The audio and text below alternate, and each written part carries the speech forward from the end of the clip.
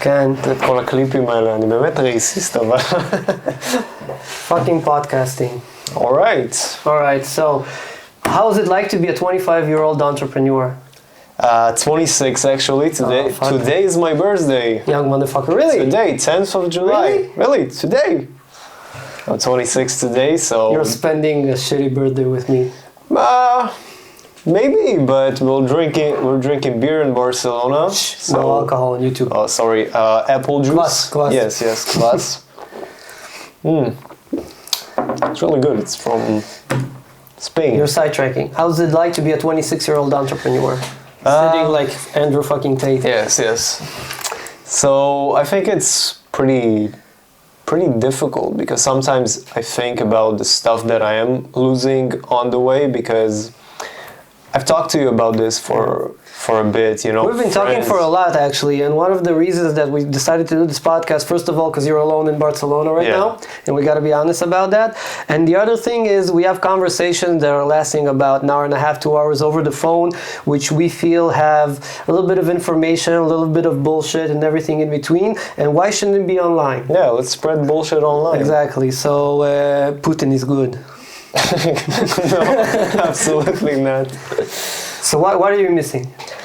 You know, when people say that the road to the top is very lonely, I think I'm not at the top yet, but I certainly feel like it is very lonely because my friends are not on that journey with me. I struggle alone, you know, I sit at home and I work a lot, and I do make money right now. I'm not rich yet, but I am able to fly a lot. I am able to buy myself nice things, go to restaurants and stuff like that. But you're not with your friends. Yes, exactly. I'm alone in all of this. I think we talked about it as well. Your friends are still your friends. Of course. But they don't have to be with you along the journey. I know, but when you know a person for such a long time, you really want them to be there. I got friends like that also. I told you. I have friends that I wanted to bring into a business. I wanted to make entrepreneur out of them. I wanted to give them the opportunity that I have, which is none, and the will to do something, but it's not possible. There's a reason why they're different. There's a reason for that. There's a reason why you're different from them. Yeah. There's a reason why they go to work and you want to fly around the world. Maybe they want it as well, but they don't want it enough to go out of their comfort zone. Yeah, of course. But you're not alone. You feel alone? In a certain way, yes. When I'm not with my girlfriend, obviously, then it's pretty lonely. Because right now in Barcelona, all I did yesterday, I came to the hotel, I got some McDonald's and just sat and watched television. The amazing entrepreneur life. Some McDonald's at the hotel and do nothing. Exactly. But the photos are amazing. I'm here, I'm there, I'm living the life. You have to do that. I mean, when you're an affiliate, you gotta kind of show that side. You gotta show that you got money, that your business is good. You know, that's how you bring more customers, more Which clients. is total bullshit, by the way, because everybody knows that we're playing a game. Probably. Everybody's playing the same old game, and I think when we talk in conferences and we go up to people and somebody says, oh, we made 700 sales this month, and I'm calling bullshit on that. Yeah. Because everybody says we did 1,000 sales, we did 700 sales, but in the end of the day, we know the industry. Exactly. We're in a specific field in our industry, in affiliate marketing. So sometimes we do gaming, sometimes we do gambling, sometimes we can do Forex, sometimes we can do e-commerce. And it doesn't matter what kind of thing you do, you know what are the rest are doing. Obviously, you have the unicorns and you have the bullshitters. But if you know that nobody's doing 1,000 sales a month at this period of time when we have problems in the financial markets and everything else and people are struggling, then I think it's better to call bullshit on that.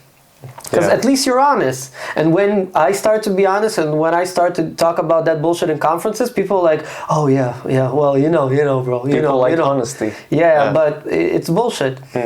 And I think that feeling that some of us have, that you have, that I also have, and fears and anxiety and all that bullshit, when you're working alone, it subsides. And it comes together in those moments when you feel you gotta talk bullshit. Because you're an affiliate, because I'm a businessman, because you're doing that business class selfie just to show your work-related companions that you're making it, you're doing it, you're living the life. And that's bullshit, because I feel that today we're losing track, like the conversation we had before about investing our money correctly, about not living that bullshit life for Instagram, for Facebook, or for platforms, but living our life and making the right decisions for 10 years from now, for 20 years from now. And the more we are honest with ourselves that this is a job. I'm not as cool as I look on the photos. This is just a job. I prefer this than going to a day-to-day 9-to-5 job. But this is a job, and I'm trying to do my job. And sometimes it's hard, sometimes it's easy, sometimes I make a shitload of money. Sometimes I'm having a bad month. Yeah. That honesty is important. And I think when you are that honest with people in your industry, you get a relief from that. When you don't have to play that crazy game, when you don't have to be like, I made 1,000 sales and I made like $250,000 this month, or I made 20K this month, or whatever the number is, it doesn't matter. You don't live the life of bullshit, you get a relief from that. Yeah, I guess. When you're honest. With yourself, by the way, not with anybody else. Yeah. I think most people show a very fake life on Instagram because everybody wants to feel important. Everybody. I see it all the time in descriptions online. I have, women feel when they have like 3,000 followers, it means something. That number means something. Everybody wants to feel important in the end of the day in the age of the internet, and I think it's the same with money and business. When you show online that you make money, that you fly a lot and stuff like that, people notice you. People think, oh, his business is good. When I approach clients, if that client knows that I got other clients, other happy clients, then he assumes that what I'm selling is also good because if you go to a bar and you're smiling, the girls are going to be easy. Yeah. If you're looking hungry at the girls, you're not going to get That's laid. exactly how it works, and that's why I do find some sort of positives in sort of faking it till you making it. Yeah. So I like showing that I live good even if the month is bad. Even if I fly right now with the last dollar that I have, I'm still going to show everybody that, hey, look, I'm in business class, I'm doing this, I'm doing that. I love saying that this is the last dollar that I have. I prefer that because when I speak to somebody and he's bullshitting me, and I prefer to say, look, I'm broke. I'm broke as fuck. And I used my last few bucks for this plane ticket because I'm going to make it. And I think that approach makes me the stronger and the better businessman in that situation. Just saying that it's hard for me right now, and I'm not bullshitting, and I'm living the hard life right now, but I'm still doing it. It makes me better than the other person. When I say to somebody, look, I'm a YouTuber, how many subscribers you got? I got 100. What? Are you a failed YouTuber? You didn't do shit with your life. I'm not a failed YouTuber. I just got 100 subscribers. But I still do the job. I still edit the videos while I have an editor. I still work the work and I still talk the talk that I do on video. I still try to do it in the real life. But when somebody comes over and it's like, you don't have 1 million subscribers, I don't need them. I'm doing this for the sake of doing it. I'm enjoying the process. And I think that moment makes me stronger than the other guy who's bullshitting. Yeah, I think... That's my feeling. Not everybody feels the same way. This right here, we can call this, I don't know, like generational talk, because for me, I see you as a mentor. I learn a lot from you as a businessman. I'm not that fucking old. Still, I'm not that fucking old. It's a different generation. 38 talking to a 26-year-old. 12 years. I think that's generational. I mean, what generation? I wouldn't touch a 26-year-old girl. I mean, if I'm thinking about it that way, she's a teenager. She's an infant. She's a dumbass. Tell that to Jeffrey now. Well, there's a reason. Jeffrey Epstein, sorry. There's a reason that he committed suicide or something in jail, right? Suicide. Yeah. Oh, we're gonna get to the blue pill and red pill in a minute. You gotta edit it out. No, nothing will get edited out. I'm a conspiracy theorist. Till the end. You'll get assassinated. I can get assassinated. My main goal from this YouTube channel is for the channel to be blocked. I want YouTube to put me down. Oh, if you're saying it this way, I think that. But I'm not doing it on purpose. I'm not doing it on purpose. Okay. But I still think that if I'm telling my truth and if I'm expressing my opinion in this day and age when censorship is everything for us, then in the end, if I did something really right, they're gonna block me. They're gonna block me if I did something right. And if they're not blocking me, that means I'm just a battery from the matrix. And I'm not doing something right. I want to be different. I don't want to be like that. I just want to do this, but I want to be myself. For my wife's channel, for example, the fashion one, I wanted to succeed. I wanted to build a brand. I want to go and open the shops for her. I want to do all the work. This channel, I wanted to fail. I wanted to get blocked by YouTube, and I wanted to get blocked by anybody else. Because I don't need this money, for example. I don't need this job. But I really want to tell the truth. I really want speed running, blocking. Something. Trying to get blocked as fast as possible. But not saying specific things to get blocked. Just saying the things that I do believe in. I do believe that most of the people who are gonna, well, not this, but most of the people who are watching YouTube are still batteries for the matrix. Because they're going in the morning, going to a job they don't like everybody knows, and posting on Instagram pictures that they don't feel comfortable with just to participate in the game, like you said. They're faking it, but they're not making it in the end.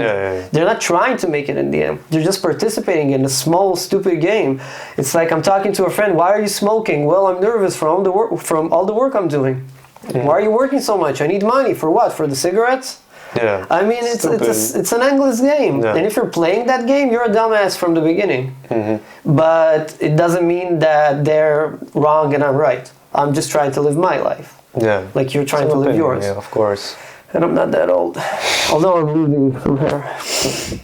That's fine. Let's get back to the lonely top. Okay. Who are you missing? I don't know. That's the thing. I tried to think about it last night, and I was like, what am I missing? I have a beautiful girlfriend. My parents are healthy. I'm healthy. Everything is good. You know, I have money. I'm in Barcelona. And I think that, honestly, I'm missing nothing. I think that the baseline of happiness has been getting higher and higher with the amount of dopamine we consume these days, you know. So I don't like to admit that I consume, for example, YouTube. I consume a lot of YouTube. I like to watch shorts and stuff like that. And it's stupid. It's a few seconds of fun, of dopamine, you know. Every time you scroll down, you're like, this is fun, this is funny. That scares me. Yeah. That scares me. I can't enjoy even...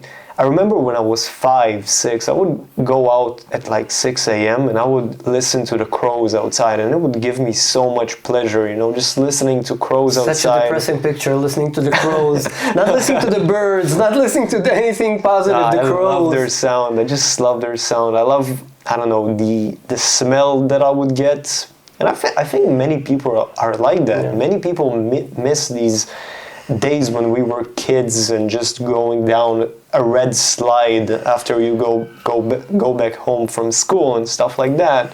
And I think today people are kind of fucked in the head because of the overdopamine. We're overdosed. The reason I stopped smoking weed right now, and one of the catalysts for that was while I'm smoking on the balcony, my kid's watching YouTube shorts. And he's watching TikTok or whatever it is. And he's getting all the dopamine that he'll ever encounter in his life in just a second. And another second, and a third second. And I'm a bad father for that.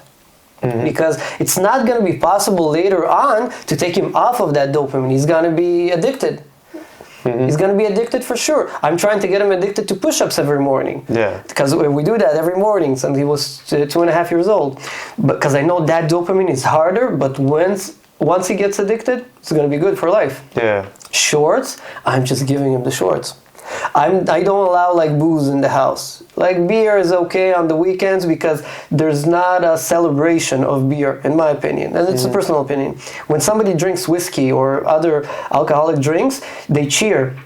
And like, I have a birthday, let's raise a glass for somebody. And then this shit or the other alcohol is the point of the celebration. And I'm teaching him this is how we celebrate. When you have a joyful moment, you should pick up alcohol. And that's a fucked up situation. I'm his father. You should never see me doing stuff like that. You should always hear me how to be strong, how to respect his mother, how to respect my father. Well, if I want him to respect me, I gotta respect my dad, obviously. I need to show him those stuff. I need to show them excessively those stuff. It's not like sometimes or just be a man. I need to show. It's like when you're going to a driver's ed, right? You gotta do like this and like that to prove yourself all the time. This is the same with kids. So if I'm smoking weed on the balcony, I'm fucking my kid up. Yes, of course. Your behaviors right now are going to be what they form to be. Like their brains right now are like clay. Yeah, just everything that you're going to sculpt into it, this is how they're going to become. I'm always trying to show him mom and dad are boxing twice a week. There's a trainer coming to the house, this is what we do. He's got his boxing gloves. And I'm not pushing it on him. On the other side, I'm telling him, stop, maybe later, because I want him to get excited. Like, where are you going, Dad? I'm going to do pull-ups. Why? Because I want to be strong. I don't want to feel weak. Really? Can I come with you? Just do a few. Just do 3. I can do more. No need. Just get that rush in your head. Get addicted to the good stuff. Because dopamine fucks us up. Yeah, unfortunately. People today, I have a feeling that they're also kind of looking at themselves while they're looking at somebody else. For example, I'm sitting at home and I'm watching your Instagram. You're abroad, you're flying, you're in conferences, and I start to feel shit about myself. And I have no reason to feel shitty about myself. I'm just feeling that because somebody else is living the life or something. I guess, yeah. Because we're always comparing ourselves. Yeah, always. And that's a bullshit situation because we're all different. Nobody from your friend group is willing to do the work you're doing to become an entrepreneur. But they will feel jealousy or envy or just maybe anger, not in big amounts, they're still your friends. But at some point, they're going to feel something which is going to be negative about your achievements. Yeah. And that's fucked up. Why are you feeling negative? You didn't wake up every morning. You didn't work 15 hours a day. You didn't stare at the laptop till your eyes dropped out. You didn't do any of that shit. But you still have the negative feeling about me. Yeah. And we see it every day. And like you said, you're maybe not on top, but I think when you're going to get to the top, you're going to experience that. Even from some close friends, from some maybe relatives, from some distant friends, or just, general groups of people that you were in contact. Yeah, I think it's normal to, It's shitty. I think it's normal for people to be jealous. I think all of us are jealous. I'm jealous at certain people, but the question is, what are you doing with this jealousy? Are you going to just shut down and cry about it, or are you going to do something to get to that place? Or are you going to be angry at that person? Yeah, exactly. You want to be where I am, you got to do what I did. That's the point. I remember myself sitting at 13, 14, studying about, HTML. And it was stupid. It was a waste of time, but it was a way to train my brain to, to want to consume good things, to consume good information. To learn how to learn. Exactly. Yeah. And I think all these failures and all that shit,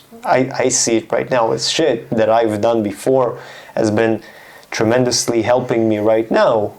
And I think people should really just, start doing something with themselves, which is positive. Yeah. It's really hard to make the right decisions at the wrong moment. Because like we talked earlier about taking your financials and putting them to good use. You don't want to put them at good use at 26. You want to go have some fun. You want to buy blings and you want to buy stupid shit. You want to go out with your girlfriend. But when you're 40, you're going to want that real estate that you're missing out on right now. Exactly. I remember I was a marketing manager at a place called Gatos in Tel Aviv. And I did bullshit work. It's a little shop and a little conference in Israel about cars and stuff like that and SUVs. And I was thinking to myself, I'm not going anywhere. I'm just not going anywhere. And it's a hard time. I'm still making a salary, which is bullshit. I was making like 8,000 to 9,000 shekels a month or something. Yeah. Barely paying for gas for my motorcycle and my apartment. And I'm going to be stuck like this forever. And I bought my first laptop on installments, like for a year and a half, like 18 installments. And I was typing like this. And I was like 24. Imagine that. And I was like, get fucking shit. I don't want to be a homeless guy in the future.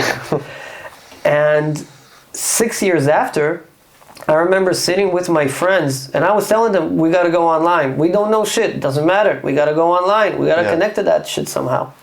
And 6 years later, I'm sitting with the same friends in like our small shitty apartment and talking about that. And it's almost tears in my eyes. I'm so happy I bought that laptop. I'm so happy. Because by then I was making a lot more money. I had perspective. I had a vision for myself, like approximately who I want to be, what I want to do. I don't want to be that guy anymore. Yeah. And I'm not talking about them. I'm talking about myself before that decision. Just those decisions are hard. Like waiting for something good to happen, knowing that in 10 years it's gonna pay off, it's a really shitty choice to make in that situation because all you want is the dopamine. All you want is the picture on Instagram. All you want is the hot girl. You don't want the good girl, you want the hot girl because your brain just wired for big boobs and a nice ass, but she's fucking dumb and all she wants is another chaser at the bar. People want to show off. And that's a problem. Well, it's good for us. Good for us, because somebody who's doing a podcast right now and talking about the entrepreneur kind of life, it's really good for us because the matrix needs batteries. And I prefer that to be them rather than us. And we're not the richest, we're not the smartest, we're not anything. We just feel like we broke the system a little bit and get out of the rat race just a little bit. Just enough to see the future, just enough to see that there's a penthouse above and I'm not on the second floor. Just enough to get a glimpse of everything. What do you think you're going to gain in 10 years? In 10 years? You think that's a long time, right? Like, it sounds like a lot of time, but to be honest, I'm like completely stressed right now. I've been making money, more money than I've probably seen in my entire life. I've been making... But it's still not a lot. It's not a lot, that's the point.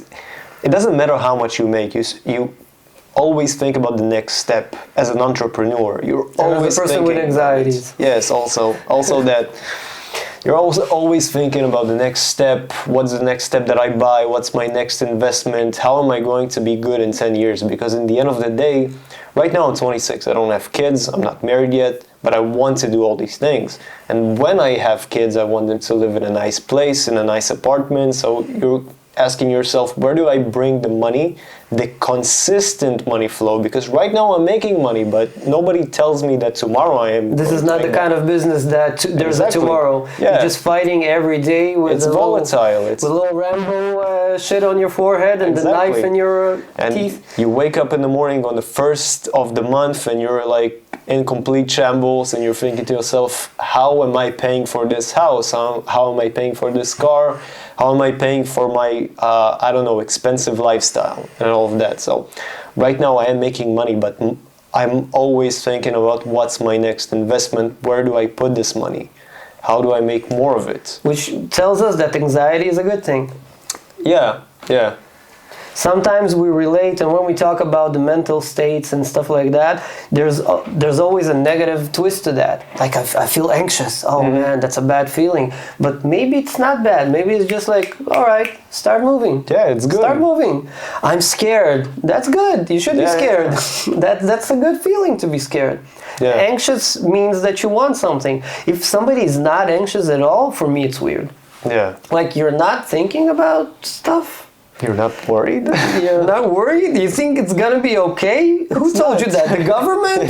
Fuck. Like, how are you living that kind of life if you're not anxious, if you're not worried? If it doesn't allow you to continue your day-to-day stuff, then we all have our boundaries, and mental illness is a real thing. But is it an illness or just an overwhelming feeling? I don't know. I don't understand it. I'm not a psychiatrist or anything, and I think psychiatrists are cracks, to be honest with you.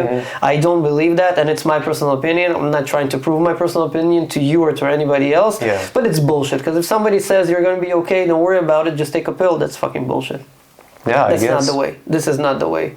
I think your brain is just telling you what he needs you to do. If you're worried about the future, obviously you're going to get a little bit anxious, and that's fine. Your brain is just pushing you in that direction to and if you want more from your future, exactly. Like if you want to go to the same old job day to day, you're probably not watching this podcast as well. I know many people who I told them like about my entrepreneurial ways, about wanting to reach these heights of financial freedom, and they told me that sounds too stressful. I don't want to do that. I prefer to go to a job. I prefer getting paid every single month and going home at the end of the day.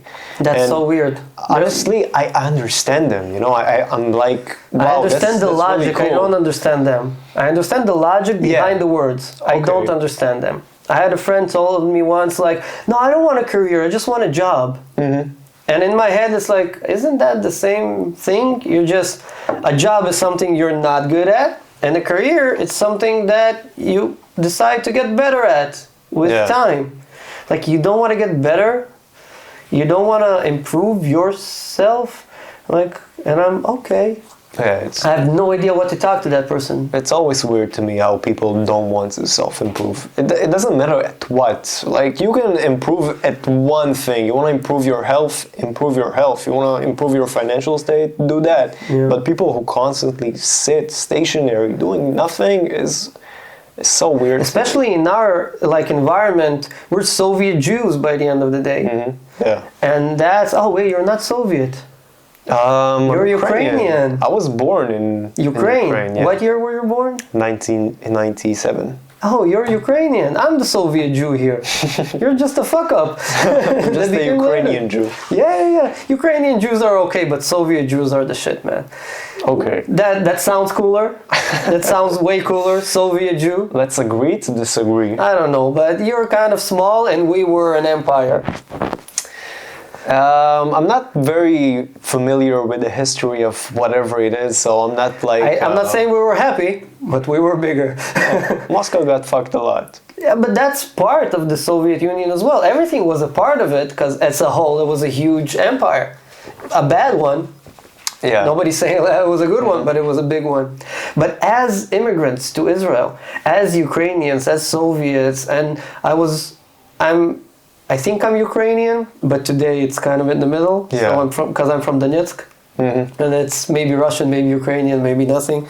I don't know right now. But being an immigrant in the Middle East, it's a different perspective than being a local. In Israel, it's called a tzaba, right? Mm-hmm. Somebody who was born in the country, somebody whose probably parents were maybe born in that same country, somebody who feels more stable. Maybe they got an apartment in the family. All we got is debt. Yeah.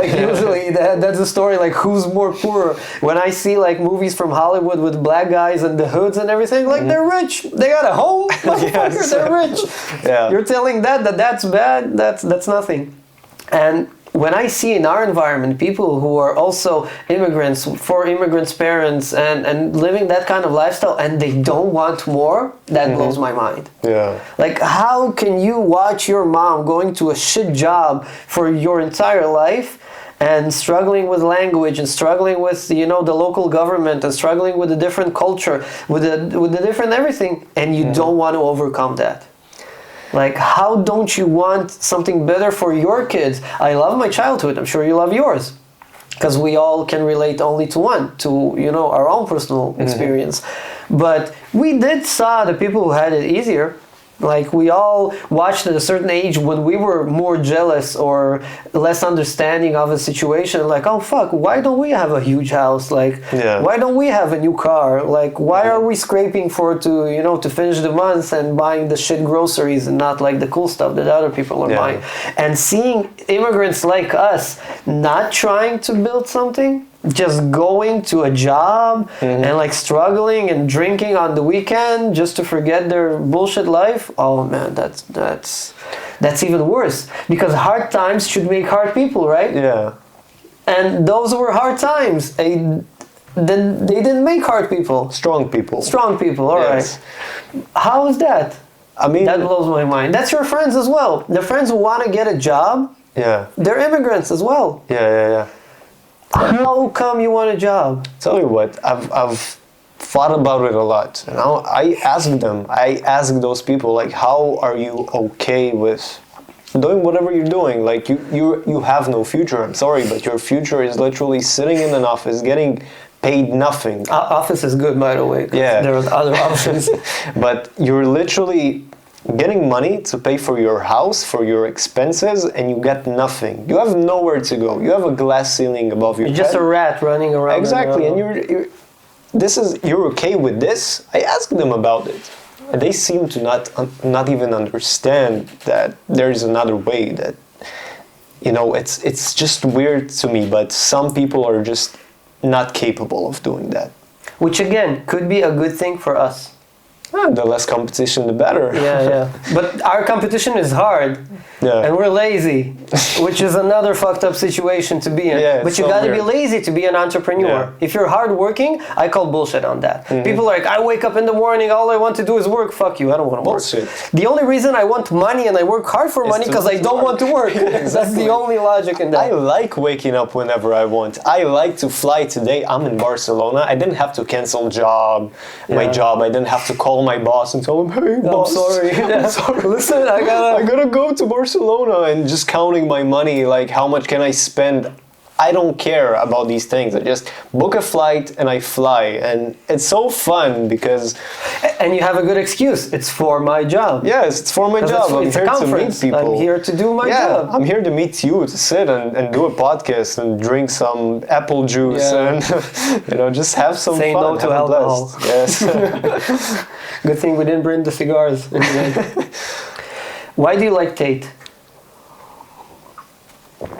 I thought about this, about bringing this up at here. Because he's the king of blue pill, red pill conversation. Yes. He monetized the whole, like, don't get a job, you're fucking your life up. Yeah. And basically, he's an affiliate. That's why we can relate. He sells courses for a living, how to be a copywriter, how to use ChatGPT, how to do e-commerce, which is the same old shit we've been doing for a long time. Yeah. He just is way better than us in marketing himself. Exactly. Way better. Like, you know what's stupid? Like, I would never probably do a podcast in my life if it wasn't for Tate.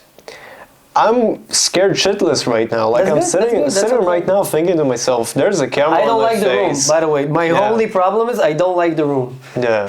I mean, change it a little bit, it's fine. You're new to YouTube, but like I don't really like the tiles. Nobody likes that. Nobody likes that. I love that. Nobody likes that. I'll help you throw them out later. No. I love that. It's an acoustic wall, by the way. It has a purpose, and I picked it out because it reminds me of Georgian restaurants, and I like that shit. Oh, really? And I don't care about anybody. Okay. This is Paris, because my wife loves Paris. So everything is related, but I just don't think it's a good room to do a podcast, because it's my office as well. This is not a studio. This is not built to become a studio. I play guitar here, I sit, I watch, some shit with my kids on the couch, and it's not built. For now, you're doing something. Other people do nothing. Other people look for excuses. Yeah, I know what I like, Tate. Why do you? So basically, I would never do this podcast if it wasn't for Tate. If it wasn't for... I'm kind of like messed up in my thoughts right now, trying to formulate what I'm thinking. Basically, when I was a kid, everything that Tate says, I also thought to myself, but I would always keep those thoughts private to myself, because I thought nobody thinks this way. This is bad, I guess. I guess I'm a bad person, but I don't know. I'm just a bad person. And when Tate came and started actually expressing all of... a little bit too much, though. Just a little bit. I don't know. I agree with almost everything. Almost everything. That's the thing. But again, he's a persona. He needs to talk like that. I'm saying almost because I don't want people to tell me. All right. Yeah, but because I agree with 75%. I'd like to know what you don't agree with. That's approaches. It's mainly the thoughts are good, and he's literate. Obviously, he's a smart guy. He knows what he's doing. He's obviously made some money, which is our achievement goals and are in the end. But when you try to sell something too much, as a salesperson, we kind of see it. And again, kudos. I'm not close to him in my sports achievements. I'm not close to him in financial achievements. I never will be, by the way, I think, because I'm not putting that goal in my life. I try to be more like with my kids and stuff like that and work when I can. But as a salesperson, I do see how you can make $1 million a month. I can understand how can you do that. But I'm not willing to sacrifice the things that he sacrificed. So I get it, but I also understand he's a salesman at the end. And when you want to bring that kind of attention, you kind of say what you think and add 20% to that because you need the attention. Because in the end of the game, that's a media game. This is a media game. And we're going to clip this podcast for the dumb shit, and we're going to clip it for the controversial shit, and we're going to try to bring some clicks or, some likes and stuff like that. Yeah. So I do understand you have to do that extra 20%, and I don't think anybody, including himself, can always feel that 100%. That 20 is extra. That's what I'm saying. And they're not real. They're not supposed to be real. We're salesmen. My persona in the conferences and your persona in conferences are not the same persona at home. Exaggeration. It has to be like that. Yeah. So that 20% I think are exaggerated, and it's okay because he's a persona. He's the most Google person on earth. So when he's talking about a certain subject, the idea is good. Nobody's probably nobody is against the idea if some literate old English guy would have said that, with the wigs and stuff that. But when a kickboxing champion says that and adds the 20% to sell it, there's a little discrepancy, which I feel is not 100% real. Those are the issues. In general, I agree with a ton of shit he's saying. Yeah. Because we all, like you said, we all feel that. Yeah. We all feel that. Especially as men, I think. I think media. I remember 9gag. Do you know the website 9gag? I remember the 9 and the gag. Yeah, exactly. So, but it was memes, right? And exactly, memes and stuff like that. But they were really left wing. Everything that was right wing would just get flamed in the comments. Everybody would just, you could get blocked for posting something even remotely right wing. I remember to myself, I was 15, 16 when that was big. 9gag was popular, and I would see that basically right wing is bad, left wing is good. And this is all you see online. And I was addicted to 9gag. I was scrolling there. It was the TikTok, the Instagram, yeah. Exactly. That was it. So before Tate, I always thought of myself as sort of a bad person, because society. Of what you saw, because of if you think like this, you're an extremist and you're bad and you're a negative person. Yeah. Society has been I don't even understand right wing and left wing, by the way. That explanation of things, it's not logical to me. I don't get it. I mean, most people can think for themselves. I don't think you should put yourself in groups. In 2 groups. I'm an individual. I have different opinions on different stuff. I can take some from here, some from here. That's the good way of thinking about That's things. the way of politics. You got to choose a camp. Otherwise, you're the enemy. Exactly. We got to scare you to buy something. We got to scare you to do something. We got to talk to you here or there, and we all want to be a part of something. Yeah. The weaker you are, I think, as a person, the more you want to be related to something. Yeah, you want to be part of a group. Part of a group, exactly. You want to be part of a gang if you're in a bad neighborhood. You want to be part of a political party if you're in a good neighborhood. Yeah. You want to be part of that social club or this social club or that idea or that idea. When I was growing up, I remember we had a group of friends, right? Everybody has groups, that group in that neighborhood or the other neighborhood or stuff like that. And I was always traveling around the groups. And I was thinking I'm a fuck up. Because I can't find myself and I can't relate 100% to this group and I cannot relate 100% to this group. I like some guys here, I don't like all of them. I like some guys here, I don't like all of them. I'm probably the black sheep of the gangs in my neighborhood. And I was thinking again, like you said, I'm the bad one. I'm the wrong one. But the older I got, my view kind of changed to the more you need that group, the weaker you are as a person. Because I remember a girlfriend that I had, we were in the motorcycle groups and stuff like that, and she came up to me and she said, well, you're fighting with everybody. Because I have an opinion. And if I don't like something, I'm going to throw you the fuck out of my house. And I did that to some people, physically. And if I like something, I'm going to support that. I don't want to date the black sheep. And I'm like, what do you care? I don't understand how a relationship can relate to your surroundings in a society. You're in a relationship because you want to be part of something? Are you really getting to be a part of the group?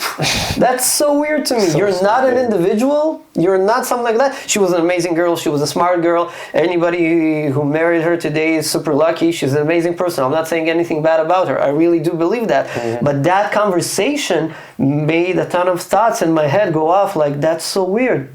Why do you care how I express myself in relations to the group we're in? They think I'm the black sheep.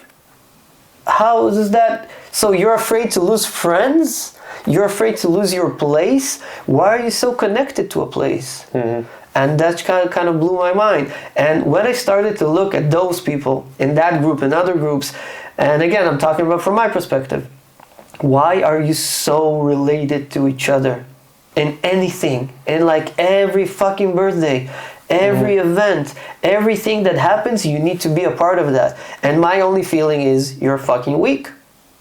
That's the only feeling I have about those people. Because there's no individual thought that can come from that. There's no individual directions that can come from that because you're moving as a group. You need to decide things as a group.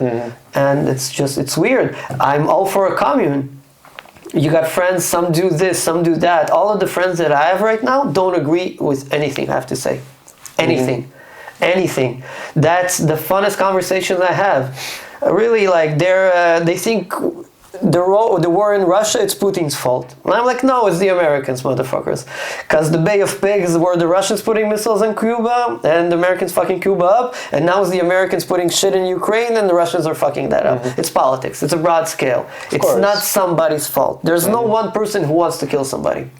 Just you dumbasses watching TV and saying we want to kill somebody. And it doesn't have to be politics. It could be like that motorcycle or that motorcycle, iPhone or Android. It doesn't matter. You got to be part of a group. That's so weird. How come you're not an individual? How come you don't have that free thought to say, well, I like this subject, but I don't agree with this subject? Why are you afraid to stand up? It's historically, people were in tribes, you know. Tribe is a good thing, but it's not like the same collective mind. You have the hunter, right? You got the gatherer. You got the chief. That's maybe a little bit better with, I don't know, tactical decisions. You got the mom, for example. You got the dad. Everybody has a part. No trans people in the tribes. Everybody has a part, and that's good. I got good friends of mine that don't agree with anything I have to say, and they're gonna say, well, we need to fuck Putin up. That's cool. That's cool. That's your opinion. That's your news channel. That's great. We don't fight about it. I'm able to express my thought. He's expressing his. And we're like, oh yeah, the world is fucked up. So what are you doing in the weekend? And that's good to be in a commune like that. Other people are, have more mental issues than I do. And like my bipolar looks like nothing compared to theirs. And we can talk about conspiracy theories and the feeling that everybody's against us. But at the end of the day, like, all right, so everything's fucked up. What are you doing over the weekend? You want to get a drink? You want to, I don't know, cook some meat or something? That commune is good. I believe that commune is good. But when everybody is like, if it's not my way, it's the highway, and you should this, and you should die, and you have hate, and you have like censorship and stuff, oh man, that's fucked up. That's weakness.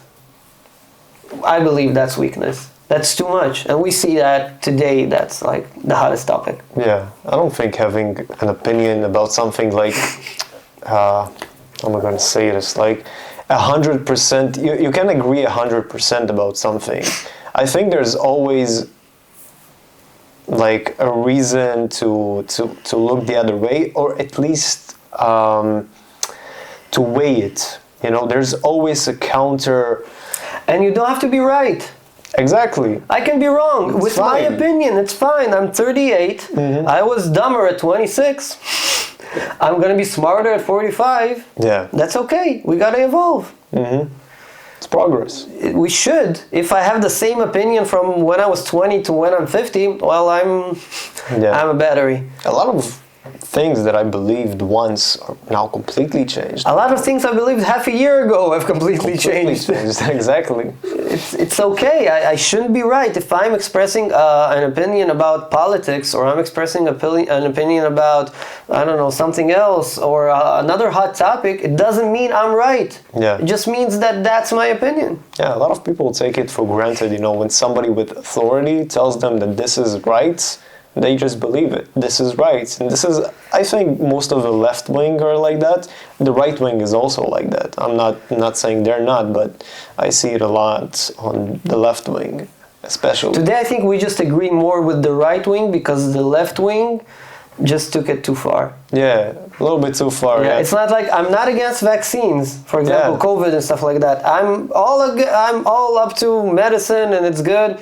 We got a lot of bullshit out of the way as a human race, you know, with medicine and with vaccines. The problem was that politics started to push the vaccines, not the doctors. And then you're like, oh, I don't want that motherfucker to give me that vaccine. I want a doctor to tell me that, a normal one, like not a scared one, not a pushed one, just like my normal family doctor. I don't want that kind of authority. And who says they're the authority? If I'm a normal person and I can go right now and, well, I can tell Biden to fuck off, I can tell Putin that. But if I can tell somebody with authority, go fuck off, that doesn't bring a lot of authority to that person. And again, I can be wrong, but my ability to do so underestimates his authority. So maybe he doesn't have that much. It's not a totalitarian authority. It's just an authority, you know, for people to like, they look up to him. For example, he's the president, and if the president says that, a lot of people believe him. Because otherwise their schematics and their brain is going to get screwed up. They put him above themselves. They don't let they don't think for themselves. They kind of rely on other people to think for them. Yeah. Which is the same like with religion. Torah is a really smart book. The first one that we have in the Western civilization, I'm not talking about the Chinese or stuff like that. Obviously, they have much older literature, and Göbekli Tepe is 12,000 years old and shit like that, but Tanakh is a bunch of bullshit. I fucking agree. And that's just people expressing their opinion. Who says they're right? Yeah. That's so weird. And then you crucified a Jew and decided another way to go? Come on. There's a lot of discrepancies in life, and when we stop asking questions, we get fucked over. How do you feel about religion? Like you just said that I don't know. Torah is bullshit. But no, the Torah is a smart book. The Tanakh is bullshit. Okay. Because the Torah was the original book that was written. All right? It had the logic of that day. I didn't study it too much. I can just express my opinion. It had a lot of logic. How to build a sukkah, like how to build a little house. You need the triangles to keep it steady, right? Don't eat pork because we don't have a fridge at this moment, in this day and age. Don't eat shrimp because they're the filter of the ocean. It's just, you know, logical things. But we don't have vaccines as well. We don't have medicine as well. So we got to take care of ourselves extra hard, right? So that's just a bunch of rules. We know today, well, we don't know, but we do understand with anybody with half a brain that DMT played a huge role in history, that hallucinogenics played a huge role in religions and in history of people and humankind in general. So there's a bunch of shit we don't explain in today's terms about old civilizations and old truths. Now the Torah was a guideline. The Tanakh, with the additions, and some books got buried, some books didn't get published, some books are this and that, and we have discrepancies about a lot of things. Those are perushim. How do you say that? Those are explanations. That's not the book. That's the explanation. That somebody said, do this. Who's that somebody? Who's the somebody? Can you bring the somebody? Do you have credentials for the somebody? No, he was just loud enough. Was he the main guy in the politics in that day and age, in that specific region of the world that, you know, contribute to that specific book? Like, I should question that. I'm not saying it's bad, but there's a problem with that. You have, in our civilization at least, you have the Jews, right? Which we are technically older. Technically, from what we understand and what we want to admit. Again, we have much older civilizations. Then you got the Christians. Yeah. I feel that they took the Bible, kind of deleted the stuff that are learn to think and learn to be smarter, and just follow our lead and let's conquer. And they pretty much did that. They went across Europe, they went on pilgrimage, and they just slaughtered, raped, and took everything from everybody. The Vatican's a cool place, I've been there. But it's too much bullshit in one place, and it's not from there. Yeah. It looks weird. Then you got the Muslims. We have the same God with the Muslims. The God is the same. The Prophet is different. But it's the same in Christianity. but They're also believing it's the same God for everybody. But they treat him like something else. They don't want to admit our shit. They write the book differently. They rewrote it as the beginning came from Jesus Christ. They started to do the calendar that we all use today from that point of age. The Muslims do admit that we were there. And we have the same God, which I think is cool. But again, just let's delete some stuff and let's cut some heads off.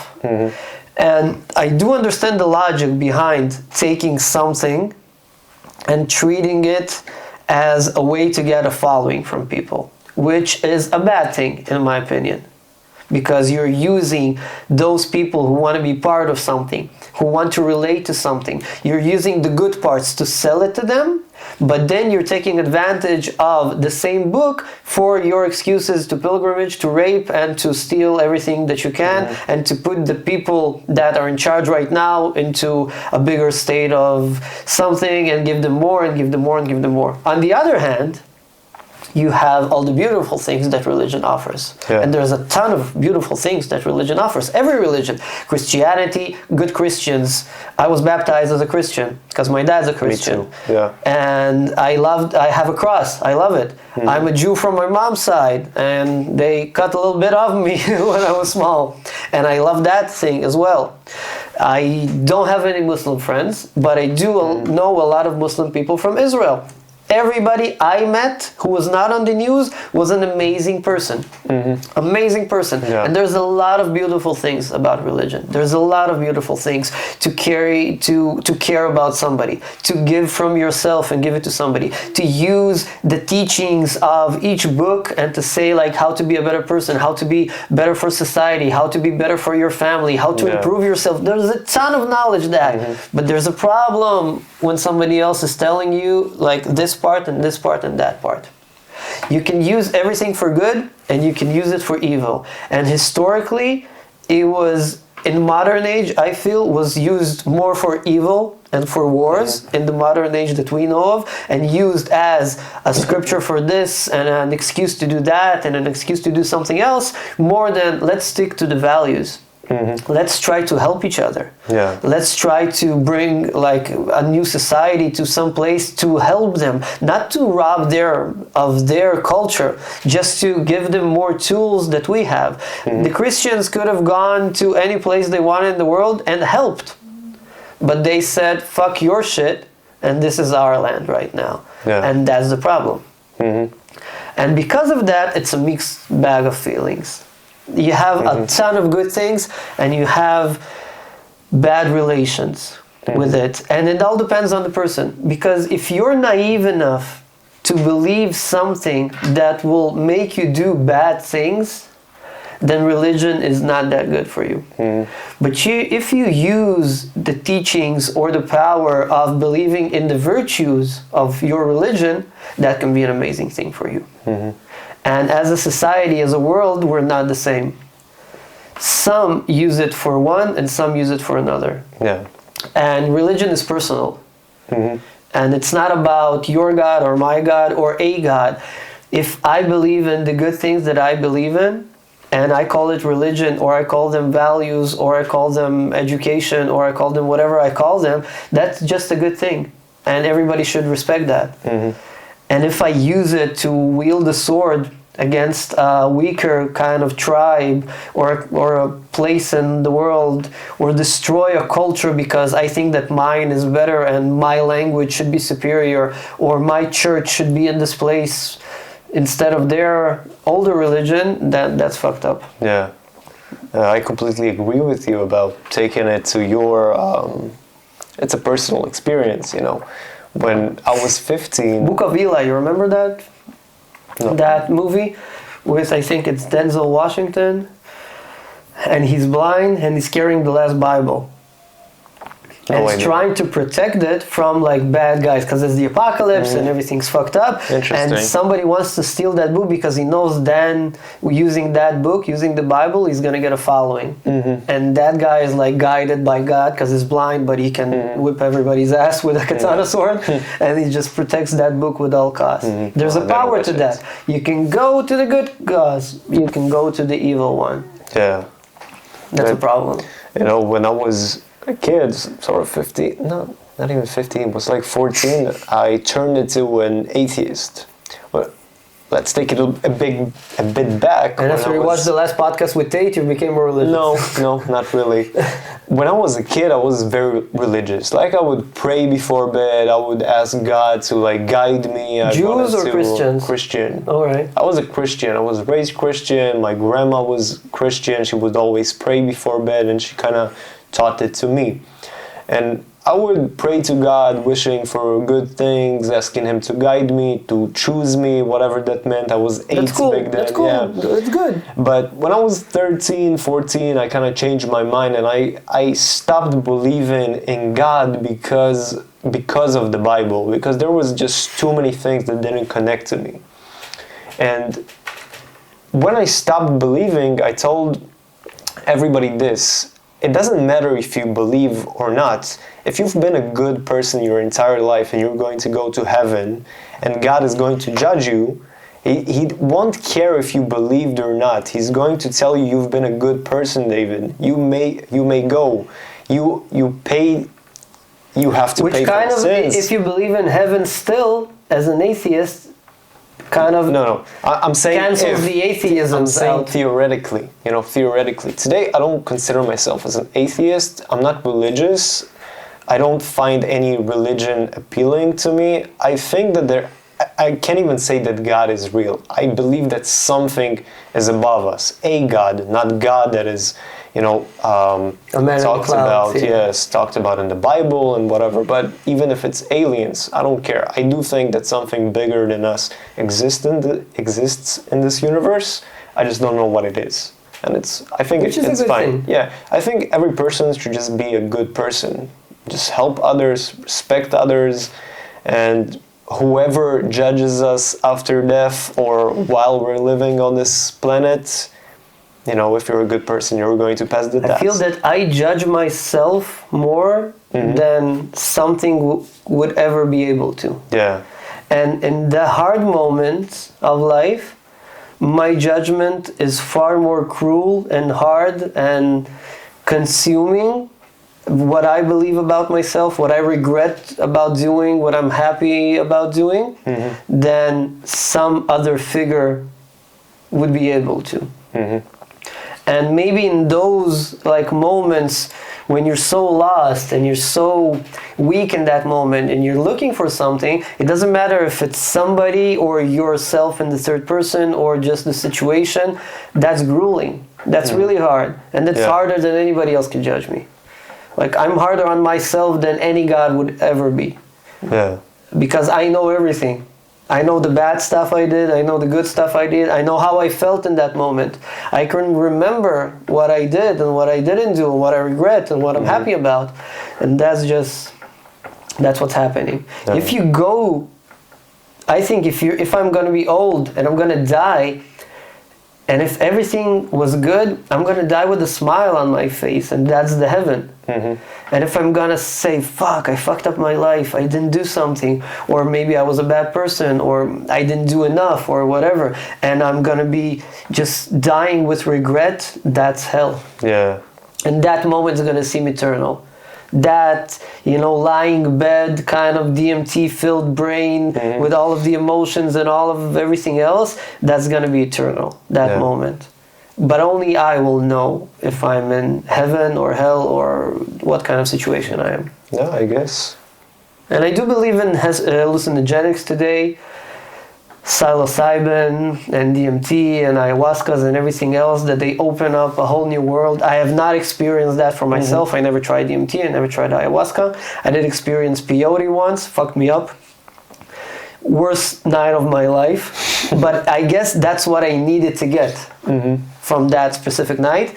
And we did some mushrooms as a learning experience, and I feel that I really learned so much. Really? So much. Would you want to like experience ayahuasca and yes, stuff like that? I really believe in that stuff. Interesting.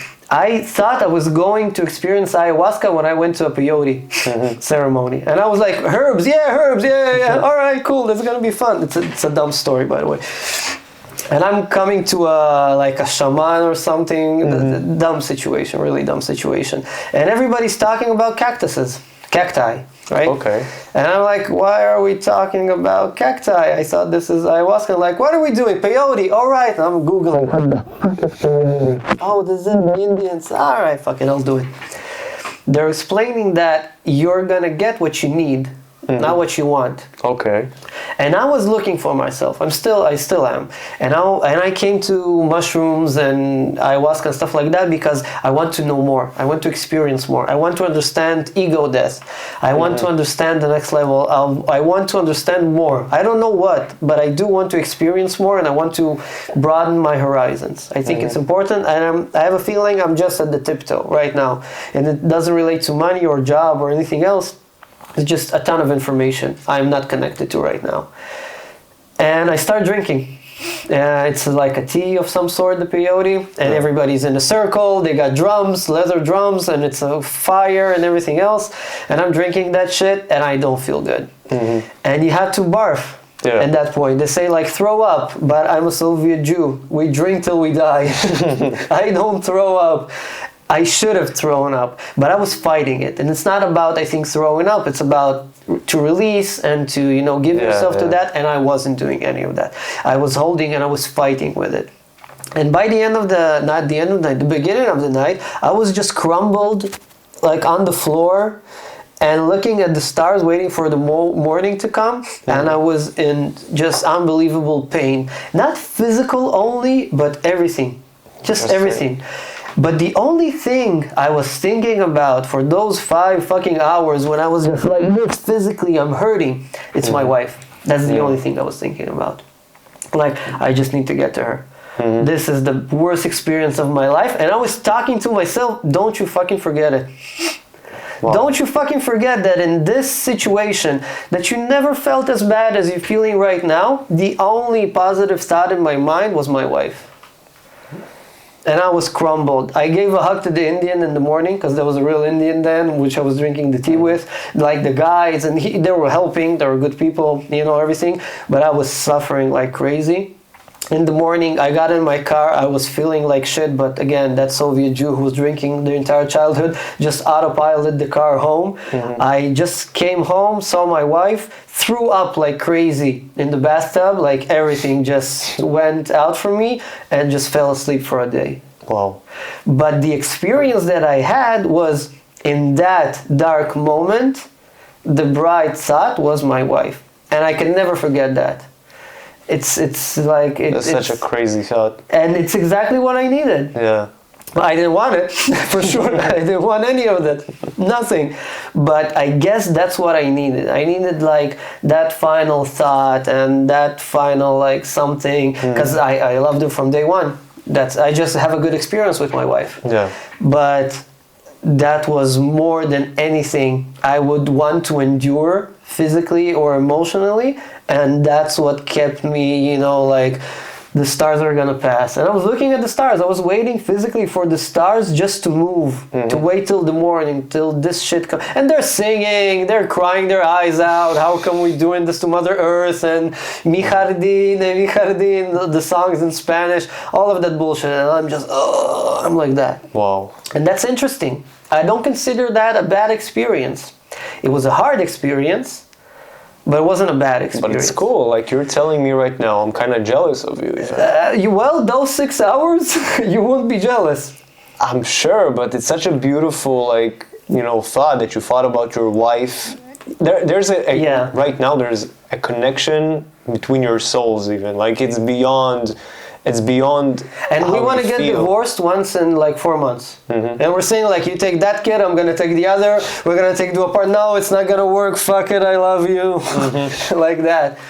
But it's a good experience from my point of view. Yeah. Somebody else could have a bad experience. And I don't want it to come off like you're going to learn something amazing. I came to that situation trying to learn something about myself. I opened my mind to learning. I studied as much as I can before about DMT and about ayahuasca and where the ritual started, ancient Greece and what they used to put in the wine and everything else. I like Graham Hancock. I like all the Joe Rogan experiences with the hallucinogenic kind of guys.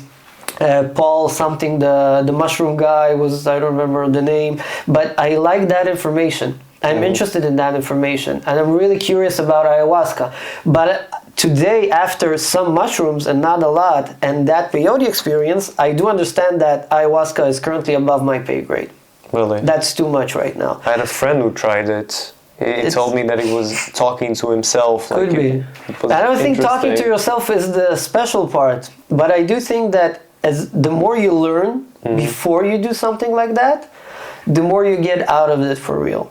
For example, I started to be interested in mushrooms, all right, which is a whole subject. I saw documentaries, obviously podcasts and stuff like that from people. And I was really interested about what does it do. The ego death is really interesting to me because of the anxiety, because of the depressions, and all of the psychic state of mind that we all experience to one point or another. But I wanted to learn because I do have friends that went to a party, just shoved a bunch of mushrooms to their face, and then were either really, really happy or really, really sad they did that. Yeah. Because some get fucked up, some don't. But they didn't study, they didn't understand what it is and how should you do that. First time I tried mushrooms, I was talking to a friend really close on the phone, and I tried it alone, but I took 1.5 grams. That's the first stage of mushrooms, just 1.5 grams. And it feels, for me, the feeling was kind of like a really, really strong joint if you just started smoking, and it lasts for like 1.5 hours, 2 hours. That's it. But that's the only time in my life that I enjoyed the Beatles.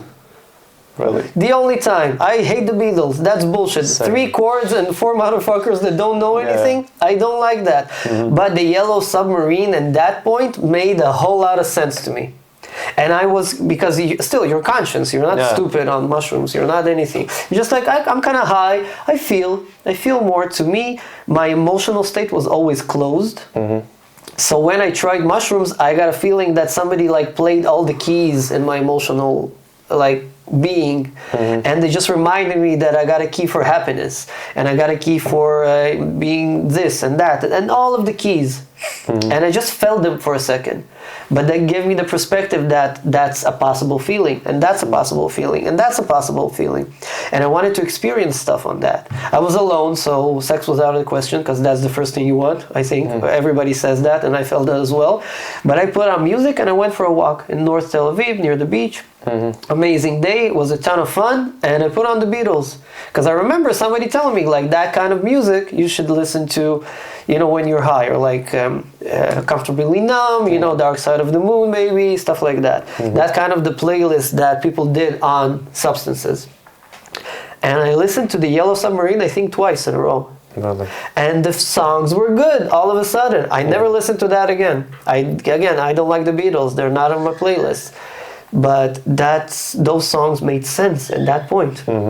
Second time, I tried 2.5 grams. Like 2 point something. And I measured that with a diamond scale. Like, I'm really anal about stuff. So like, everything should be this, only with crude friends, only when the time was right, because settings was really important to me. Tried it with 2 of my best friends. We closed off my apartment, we had a huge balcony, we ordered food, we ordered pizzas, we ordered a bunch of Coke, we turned off the phones. I told my wife, we're doing the shit, just clear the house, I need the day for myself, we're gonna do something. First thing we didn't want is Coca-Cola and pizza. And like everybody, I don't want to eat this shit. Do you have an apple? Can you make a salad? Really? Weird. I don't know why. I really have no idea why. And the feelings were stronger. Not bad, not worse. just stronger. Again, we're conscious, we're talking all of the time, we're experiencing, and because it's two of, my best friends, we're experiencing a lot of truth. One of my friends is a constructor. And he felt physically the weight of his job on himself. Wow. Which made him realize, to put a different perspective on life and how much he works. Because it's really physical on the one hand, and it's really demanding, and the revenue is not that big, and nothing is really that important. When he felt physically that kind of impact on him. Another friend of ours, I don't remember his insights to 100%, but I remember the next day he said, I've experienced so much and I don't feel ashamed I did something wrong. And that's the main feeling he had. It's like, I don't feel we did drugs. I don't feel that I did something bad. I'm not ashamed to say it to my wife or, to explain to my kids later, but I've experienced so much. And that was weird. For me, again, it was a lot of the buttons. Because I studied a lot before about the set and the settings, and I really thought to myself, I felt that instead of a millisecond that you have a feeling or a thought, you get 3 seconds. But that's so much deeper.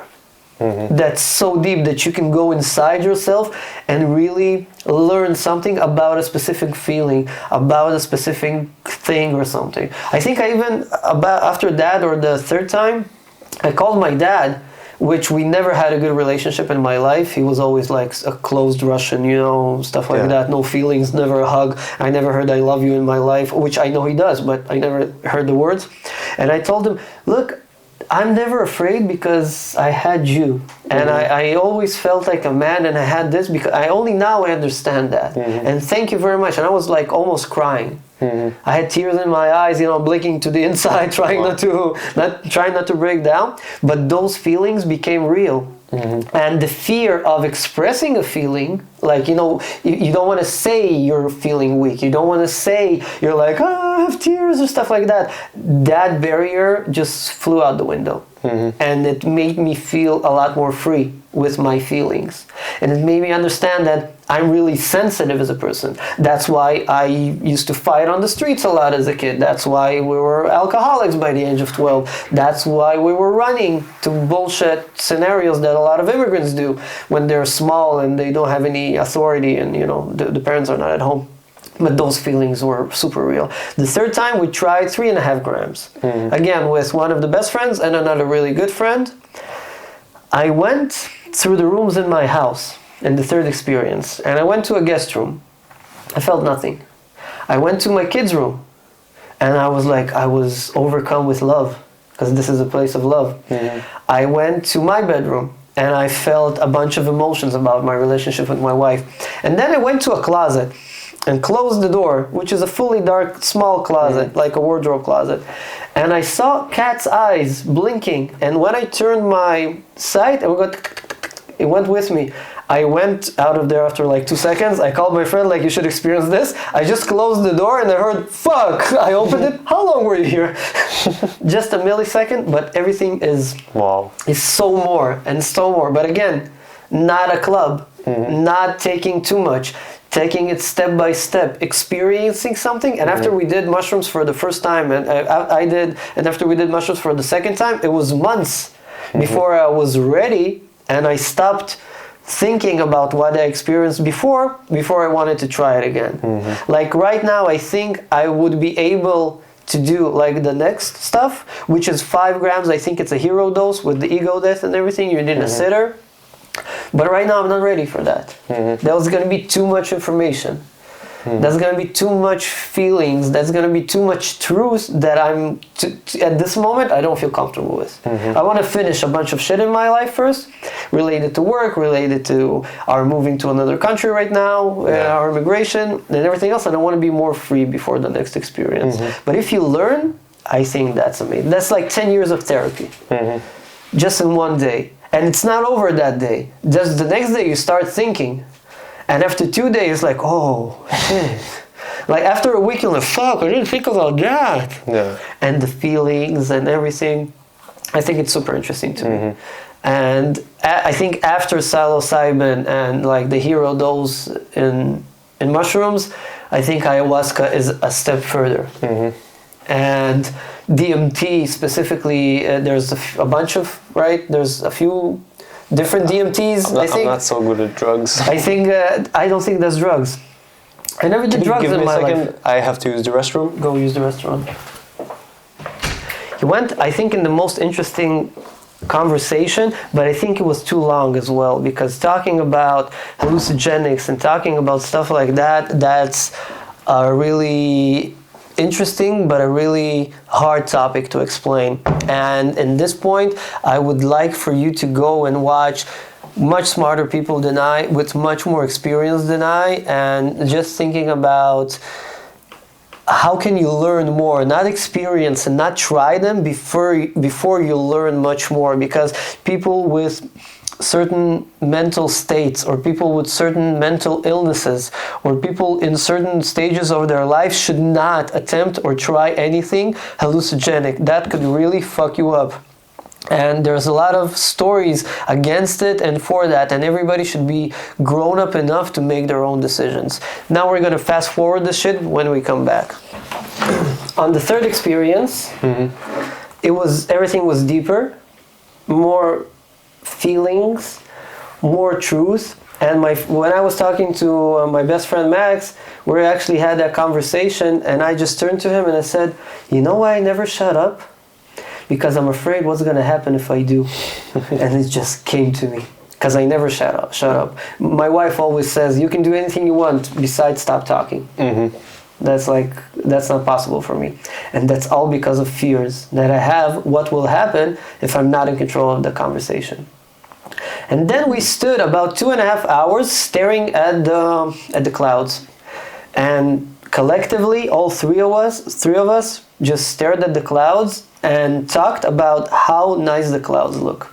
Because they looked better than any cloud we've ever seen. And that's that feeling side. It's a cool experience. But I don't recommend it to everybody, and not in any point in life. And it's something that should be learned and not just experimented easily.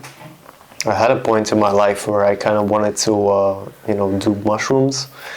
But I started with weed. I used to smoke a lot of weed. I told you about it. Like, at first it was good, and then when anxiety came, it really fucked up my weed experience. It wasn't fun anymore, because anxiety suddenly starts to knock on the door every time you smoke.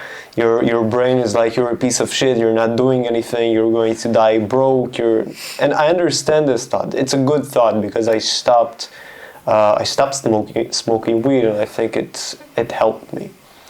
But I'm really happy I stopped smoking weed right now after 5 years. That's shit. Yeah. That's like antidepressants. It fucks your life up. It's a bad thing. It should be considered illegal. It should be. It should be useful to some people, like if a doctor prescribes it and if they're tested in small amounts, but just smoking your way in life, that's fucked up. Yeah, it's the same as being an alcoholic. Yeah. Like, what's the fucking difference? Yeah, just maybe a little bit better for your health. Yeah, but still, like, mentally it does you no good. No good. You don't need that shit. But honestly, like, me, I'm an anxious person. I constantly think about the next day, about the next step, what it will be in 5 years. And it's a bit difficult to do drugs when when you're like that, because it's just it empowers those thoughts. It makes them scary. It brings all the shit from the back of your mind onto the stage. David, how do you deal with this? You don't. It's pretty scary. I wanted this to stop. And yeah, it was just difficult. I still think about it sometimes. Like, I do want to explore myself on a deeper level, but right now I don't think it's going to do any good for me. I think you should be really at a point of life when you are certain that this is a good time for me for exploring. Exactly, yeah. Meditation. That's an amazing tool. Meditation is not sitting with your thumbs like this, or like a Western saying. It's just about, if you shut the fuck up and you sit for 20 minutes and you're able to sit for like half an hour quietly, congratulations, you've meditated. But if you don't, you got thoughts about stuff you didn't do. I didn't finish my laundry. I didn't call that guy. I have some work that's left. And that stops you from meditating. But when you start to finish those tasks and you start to doing the good things in your life and you stop having those like, I forgot about that, I didn't think about this and I didn't think about that, then you're able to meditate, and that's a good life. No, lately I've been walking a lot. I started to like get out of the house to kind of clear my head, and I make it a habit to not be anxious, but to try to put positive thoughts. Positive thoughts in your head. You just walk and you think about the good things. You try to appreciate the good things that you have in life instead of constantly thinking negatively. I think in this life, when you're an entrepreneur, you actually think very negatively. You have to. Yeah. Because if everything was positive, I wouldn't have to work. Exactly. You know, if something goes to shit in your job, you don't wait and see what the result is going to be of that. What is the consequence of what just happened? You immediately go to the solution. What are you going to do about it? You know, I think I saw Andrew Tate say, you know, one of his accounts got banned. He immediately opened a new one. He didn't wait for YouTube or Instagram to review his application and tell him you're fine, you're back on YouTube. He just goes, and at the moment he's blocked, you know, he opens a new one. And that's exactly what we do. We constantly think about next step. Yeah. Next step. Fuck that. Next step. Yeah, exactly. He has a lot of tools that not everybody has. He did sports professionally. That's a huge tool. I love that in my life. I love that I did sports all my life. It's discipline. It gives me superpowers. I can wake up in the morning. I hate doing push-ups, but I do 50 every morning. I hate it. I hate the shit out of it. Oh man, I hate it so much. I'm looking at the floor. Fuck you. It's hard. It's hard. You. But after the first one, the 49 are easy. Yeah, exactly. And then you're only concentrated about that thing. I don't feel weak. I don't feel scared. I feel healthy. Those are such good things. And I used to get knocked down constantly growing up. That's such a healthy way to live your life. Instead of going, you know, like, I'm the man, I'm cool, I got this, I got that, and you're just living in an illusion. I mean, that's such a powerful thing. Like, you can relate, obviously, with boxing. Yeah, I used to box for not a long time. I don't consider myself some professional boxer, but I do think that it's a lot of discipline to just... I had days when I didn't want to go. Of course, you know, everybody does. Everybody does. But I hate it. Today I had a boxing lesson in the morning. I'm like, I want to sleep. My daughter didn't sleep last night. I went out last night with a client. I don't want to do this shit. But you put on the gloves because after you're proud of yourself that you did. Yeah, I think there's. I think his name is Joe Weller. Maybe you've heard of him. No. And he said that the best workouts are the ones that you don't want to do them because you learn something from that inside. Exactly. And sometimes that shit workout that you didn't want to do is going to be the best workout ever. Yeah. It happened to me a lot of times. You go to the gym, you don't want to go, but you start lifting and you feel good about yourself. And then that workout turns into, I don't know, personal bests, and you're just so happy you did this. Or just a good day. Yeah. And a good achievement. Your mental state is better after a workout, and just doing the things you don't want to do. I hated the workout today in the morning. Yeah. I was like, I want to sleep. This is so hard. I don't want to, and it's hot like hell right now. It's like 33 degrees, huge humidity. I did 12 rounds of 1 minute rounds, short rounds, and I'm just sweating balls. I cannot do this shit anymore. But like, I gotta wait. There's an end to this. There's an end to this. And when you finish, like, I did it. I'm the fucking man. I hate that shit, but I did it. And that's a good feeling. Yeah, hard times create strong men, like you said before. Playing chess, that's a tool. I teach my son to play.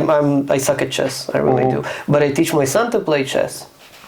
Because if you're playing your tablet, it doesn't matter if you press the button or you don't. Nothing's gonna change.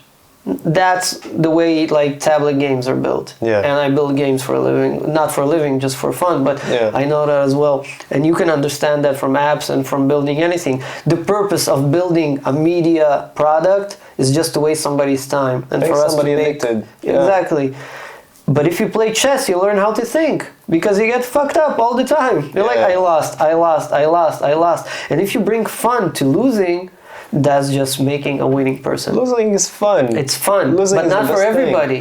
But not for everybody. And when you look at a kid, it's really important to give them the strength to lose. Like, I lost. No, you lost. That's a good thing. You learned be something. happy about it. Be happy you lost. Fine. Nobody likes winning. Winning is bullshit. It's not good to lose if you're not going to take something from it. Yeah, you lost. That's cool. Yeah. You learned something. Then you get to lose again and lose again and lose Until again. you win.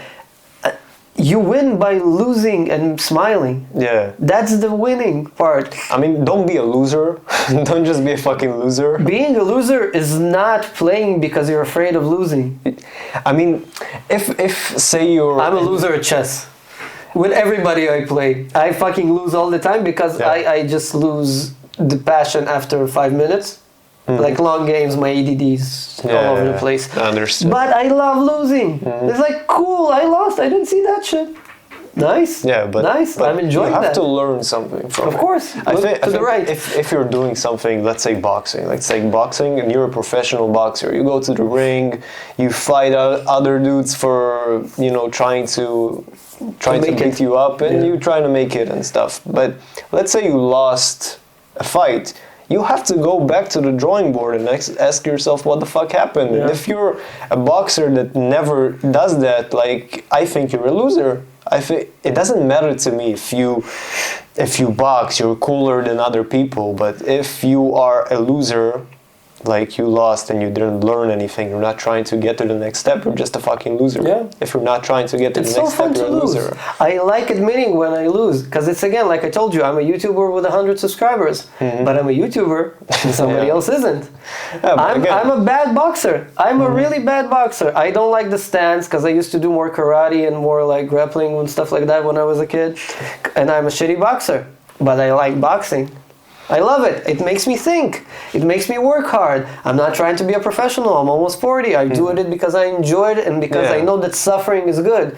And every time we try to work on something with my trainer, every time we try to make up a new combination for speed and stuff like that, and it doesn't work well, I'm smiling when it doesn't work well. Because once I succeeded, that's it. It's over. The game's over.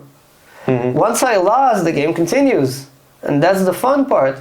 Once I can teach my kids how to lose and smile, they will never lose. It's not possible to lose and smile. That's winning. I don't know if I like the specific attitude, because it's like giving kids, kids at school, they get a medal participation trophy. No, I'm not talking about that. It's terrible. And you lost? Somebody ran faster than you. Yeah, go run. Go run faster. Exactly. That's cool. But it's cool that you have the option to run faster. You're not crying at your bed. Oh, how I lost. I don't want to do that shit anymore. You're not bitching but you have to take accountability for your loss. But you gotta be strong enough to smile at a loss and say, all right, see you next time, motherfucker. Yeah, but next time bring results. If it's the same results, then you're a loser. No, but it's not the same results, because you still learn every time. You still have to come to a situation that you lost. You gotta feel that little pain, and you gotta say, fuck you. Okay, you know what? Fuck you. I'm gonna do it better. Let's say there's a boxer in this world where his career is 20 years, span of 20 years. Say he's boxing from 18 to 38. He's boxing. And he's boxing once a year. He's losing every single fight, for the first 10 years. Is he a loser? I don't know. Depends on the person. I think he's a complete loser, because he's like... I don't know. Maybe he's a millionaire. If he got beat up right now, he's a boxer, like a professional boxer. He got beat 10 times. I don't know if he's a loser. I don't think a person who continues to strive and to achieve and goes to training and does all of the hard stuff, I would consider a loser. Because a loser, for me, it's such a negative word about somebody who's not putting in the hard work, who's not trying to achieve, who's quitting. That's a loser to me. If he lost one fight and he quit boxing, that's a loser to me. That's a loser. But if it's always like, no way, man, I'm not getting down. But you can't lose all the time. But you can't win all the time. It doesn't matter. It doesn't matter. Look, you're talking about boxing. Boxing is the most paid and bought sport in the game. They're taking wins from good guys, they're giving them to poor guys because it's a split decision, because there's money in that boxer or that boxer or that boxer. There's a lot to training, there's a lot to life besides it. It's a really tough sport. It's a really hard sport. Fighting for a living, it's really hard. But if somebody goes out twice a day, trains, takes it seriously, falls on his ass and gets up again, it's really hard for me to call him a loser. That's hard... If he always loses, then how can you call him? I don't know, because the game of losing and winning in life, it's not about that match that you had in the ring. I understand the perspective that you're talking about, trying to like get the positives out of every negative. It's not only the positives. The man is putting so much hard work. He's building himself to be stronger and stronger. He's just weaker than somebody at that point. There's always going to be somebody stronger than you. You can take Mayweather and put him against somebody who can fuck him up. He's not going to go. But there's somebody who can fuck Mayweather up in boxing today, easily. You can take John Jones and you can find somebody who can fuck him up easily. There's a fight game, and that's marketing. It doesn't mean he's the worst boxer or something like that. That trophy, that's an achievement. That's a great trophy. Every fighter probably wants the trophy. I was never a professional fighter. I don't want to be. Because to me it's monkeys in a cage. I prefer to sell the tickets. But that's just me. But if that person gets, knocked on his ass and gets up and does it over again and learns something and does it over again and never quits and never retires and just pushes through, that's such a strong person. That's such a strong spirit that calling him a loser, I'm not going to be on the team. Yeah, he lost every fight he had. All right, he lost every fight. I think he's winning in life by doing that more than he's losing in the ring. That's my personal thing. Because, again, if you're talking about the sport of fighting, those are monkeys in a cage brought up for entertainment for the people who are selling tickets. So if I consider that, it doesn't matter who won or lost, because it's about selling tickets. It doesn't really matter. The accolades are not as important, the vanity metrics are not as important as the person's life. If I'm talking about a specific person, if I'm talking about a sport, we have champions and we have losers. If I'm talking about a person, I cannot consider him a loser if he's doing all of that. Just a perspective point of view. If I have a son, when I have a son, hopefully I have a son. You're gonna get a daughter for sure. Yeah, like 12 of them. I want a son. Like, honestly, I'm gonna try to get a son. Like, I don't care, 10 kids, I don't give a fuck, I want a son. But if he goes out and he tries whatever it is, again, boxing, he tries to be a boxer and he gets knocked down on his ass, and he gets up and smiles and says that was fun, I'll be pretty pissed. Like, go fucking do. I want you to win the next fight. Like, I want you to be disciplined and I want you to be dialed in to win the next fight. I would prefer him not to lose the mental game of getting down on your ass than winning the vanity metrics game of getting a trophy. Of course not, but as a person. When I would never want my son to be a boxer or a fighter or anything to be a monkey in a cage. I wouldn't want my son to be a race car driver because we're just waiting for them to crash. I don't want him to be anything that somebody else sells the tickets for. Nothing. But as a person that needs to grow and to win his own life and come to his deathbed, like we said, and smile and go to his own personal heaven, I would love it for my son to get knocked down and get up and say, I can do this all day long, like fucking Captain America. Yeah, of course. That's stronger to me than the medal. Because the medal can be bought. We can arrange fights with somebody's weaker, we can, lose the arrangements and get somebody stronger. But when the kid comes up and says, I can do this all day long, that just puts goosebumps on my chest, Yes, of course, but at the end of the day, it also... and he's gonna win in the end. Nobody's gonna lose 18 years in a row in every fight he has. Nobody. Of course. It's more of the discipline that I look at. I want my son to be disciplined. If he smiles and gets up, it's like, fuck you, let's do it. Fuck you, let's do it. Fuck you, let's do it. Let's do it, let's do it. That's the discipline. That's the power inside that I want. I box because I feel weak. I don't box because I feel cool. I feel weak. That's what I go boxing. And I don't want to do like leg stuff because my knees are shattered to hell. And I don't want to do grappling because I'm at home and I'm training at home. I don't want to drive someplace. And I do like boxing because it makes me think more than other sports. Yeah. But it's not about the winning or losing. It's about you're becoming strong from the inside. That's what I feel. Do you know that most millionaires and billionaires in the world are either done military service or are trained You gotta fighters? get humbled. You gotta get humbled. If you didn't get punched in the face enough, you're nothing. Yeah. You're nothing. I think it's humbleness and discipline that really makes an entrepreneur great. Everybody great. Because you have to get knocked on your ass. If you don't, you start to have an illusion that you're a somebody, that you're special, that you're strong. How many people you see watching a movie about, I don't know, Van Damme or stuff like that? I can do that. Yeah, and I'm like, I can do that shit and let's go. And you're walking down the street like you're somebody. You're delusional. You're not a somebody. Yeah. And fighters don't fight on the street. Idiots fight in the street. You're never going to watch somebody who's, professional or semi-professional or even training for 5 years of his life doing a street fight. No, you never want that. It's not possible. It's a different perspective on life. You only will have the fuck up that thinks he's somebody because he never got punched in the face thinking he's somebody. Yeah. And that guy I don't want in my life. That guy I don't want in my family. I don't mind my son getting knocked down. Every fucking, week in judo or karate or boxing or whatever martial arts he has to do, get knocked down. Just smile in the end and be strong enough to get up. Yeah. That's what I want to see. You're strong enough to get up. That's the Rocky movie, right? Doesn't matter how much you get knocked down. It matters how much you get up. I love that movie. When I was a of kid. course, we all do. Yeah. And those are the moments we watch movies for. The Captain America, I can do this all day. The Rocky movies, those kind of things, because those are real feelings that we have. Yeah. That's the real moment that a person is calculated by. Nobody is important until the heart moment in his life.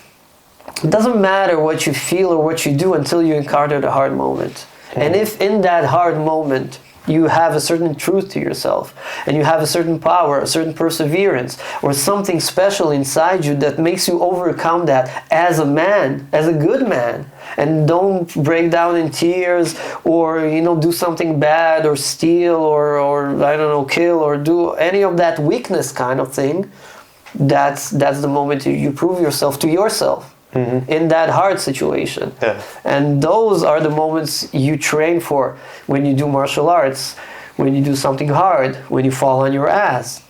In this house, I have 2 rules for the kids. They have to learn to play an instrument, preferably a guitar or a piano, just because it's more usable in real world scenarios. And they have to do combat sports of some sort. I don't care if it's Your daughter karate. too? What? Your daughter too? Yeah, of course, of course.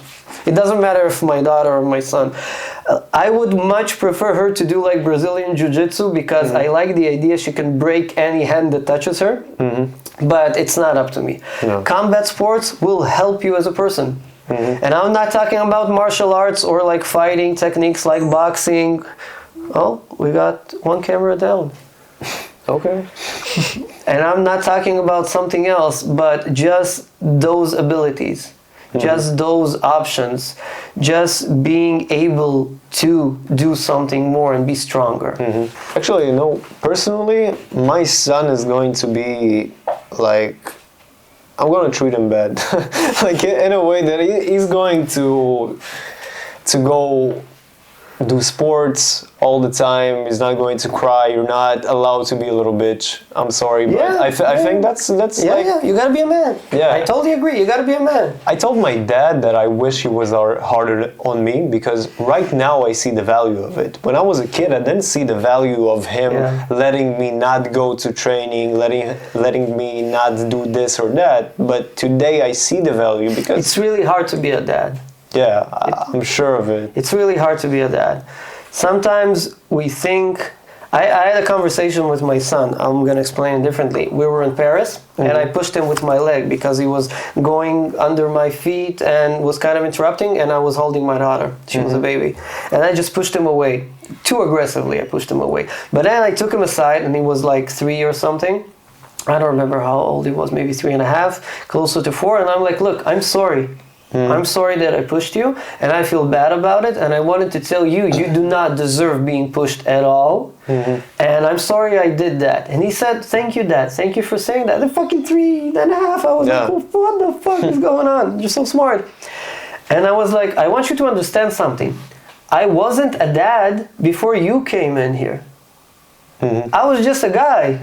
Still learning. Yeah, this is new to me. Yeah. You're new. You weren't here 3 years ago. I was drinking and doing all sorts of bullshit. I didn't have this responsibility. No. I wasn't a dad before you came into my life. This is new. And I want you to understand that I will do my best. But I'm not going to be perfect. And I'm sorry because I acted out not good enough in this situation. I'm really sorry about that because I don't want you to feel that you can be pushed around or you did something bad. That's not a feeling you should have at all, especially from your father. But I'm gonna fuck up at times. And I need you to tell me when I'm fucking up as well, because we're equal here. We're together in this situation. And when I'm biting my nails, he tells me like he does this. Stop it. Oh, thank you, thank you, thank you. But I think with that, I can teach him his value. And with that, I can also teach myself that I am not higher as a father. I am not bigger because I'm the boss of my company. I am not stronger because I can hit somebody. Those are not virtues. Those are responsibilities. You're stronger if you can defend somebody, not maybe, somebody. but it's a responsibility to be stronger. It's a responsibility to be a father. It doesn't give you something. It takes something from you, and you have to give something to it. And I'm saying that because to different parents, it's a different situation. And saying like, I wish my dad was this and that. We all wish that our dad was something. But I do understand right now as a dad that they were doing the best they could in that situation. Yeah, of course. You learn, you live, you learn. But today, for example, I have a brother who is 13. I think he's the most spoiled brat ever. Like, I think he should be treated. He has a big brother. You can kick his ass. Yeah, I should. I feel bad That's sometimes. a responsibility too, being a big brother, right? I know. Yeah, of course. I feel a lot of times I feel bad about not being enough for him, you know, because at some point I do have to not only be a big brother but also a father. You know, a father figure, not a father. Yeah, but like I am an adult right now. I'm 26 and I have to show him healthy behaviors and how to act like a man. And sometimes I feel like I'm not a man yet. Sometimes, so it's difficult. I feel that as well. And you know what? My dad is 70 and you met him coming into our house. I'm sure he has some feelings as well. Everybody and that's the manliest man you can ever meet in your life. I think every man has doubts about That's a truck driving to China from Russia with a shotgun, fighting bears kind of a man. And I'm sure he has those feelings as well. Yeah, so it's very difficult. I think we all go through these thoughts and we learn a lot about ourselves, not only as men, but as fathers, as brothers and as husbands. And a lot of times when me and my girlfriend fight, I tell her, look, I'm not perfect. I'm learning to be a better person for myself and for you. We are. I'm learning to be a better boyfriend. I'm learning to, be a better man. And in the end of the day, it's for not only for me, but it's also for you. So if I make mistakes, I'm sorry. And I need you to correct me as well. I wouldn't have anything without my wife. Anything. Because at the moments when I was pissed off about work, she told me, do your thing. Don't worry about it. We don't need money. Fuck money. Just do your thing and I'm supportive. I'm going to go to work right now. You sit at fucking home and solve that issue. Solve the issue that you have. And without her, we wouldn't have a company. Without her, we wouldn't have real estate. Without her, we wouldn't have anything because I'm too weak to do it myself, and I could admit that right now. the other half is the other half for a reason. It's not just saying the other half. It's not just talking about I need a wife because, you know, that's...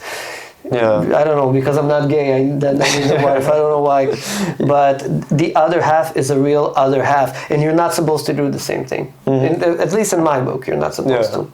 Like, I don't want my wife to work, although she always wanted to work because she was working since the age of 13. She came from a rough, you know, upbringing, obviously Soviet Union, all of the stories involved. She was working for her entire life. And I'm like, no, I don't want you to work because I need help. I just need help. I need you to be around here. It's not possible for me to do the shit I'm doing if you're spending 8-9 hours in an office somewhere. Like, that's cool that you feel good, but you have to understand that this dynamic is together, and it's not my company, it's our company. And I was lucky enough to have her, and she understands my bullshit, and she sends me to road trips with friends and climbing up mountains and stuff like that because she knows I'm not stable enough to do the regular shit. But the other half should do that, should understand her other half, and should support him. And maybe the lack of that is what brings people to cheat on their wives. And we're going to a conference right now. 95% of those fuck-ups are cheaters and liars and just I don't know, and that's it. And it's not because they're salesmen or stuff like that, just it feels like their personal life is not organized enough to succeed as well. I'm not, of course, not everybody, but not organized enough to succeed in that professional life well enough. And maybe somebody thinks you're cool if you just, I don't know, snort some coke at a party and order a girl to your hotel room. I think it's not, and I'm entitled to my opinion. He's obviously entitled to his. There's a reason why that's the oldest profession in the world. And I'm not one to judge them. It's not good for me. And I'm not sure it's good for everybody. And maybe with some better, I don't want to say values because it doesn't mean they don't have any, but with some better situations in the personal life, they will not need that or want that as much. And they'll have a happier, I don't know, life, whatever. There's going to be a podcast number 2 because we didn't cover, I think, any of the Matrix. So you're telling me I gotta fly out here again? No, but we got a week, right? We didn't talk about the Matrix. Not enough conspiracy theories. What else? Should women vote or not? No, should be left in the kitchen. Women should not be allowed in the kitchen. They're not good cooks. Men are the best cooks. Of course, that's why the kitchen is my domain. Like my dad cooks all of our lives. I cook all of the time, every weekend. I prefer to go out. Like, I cannot cook. I hate cooking. Barbecue. Define cooking. Define cooking. When I say cooking, it's mostly meat and vegetables and stuff like that. But I think talking about being a man, that's something we should talk about. And since there's only about 5% left to the main camera, this is probably calling it quits. I guess so. Thank you for joining us today. This is a very long podcast, and we enjoyed it. Very much. Yeah, it was nice. Yeah, and if you don't, go fuck yourself.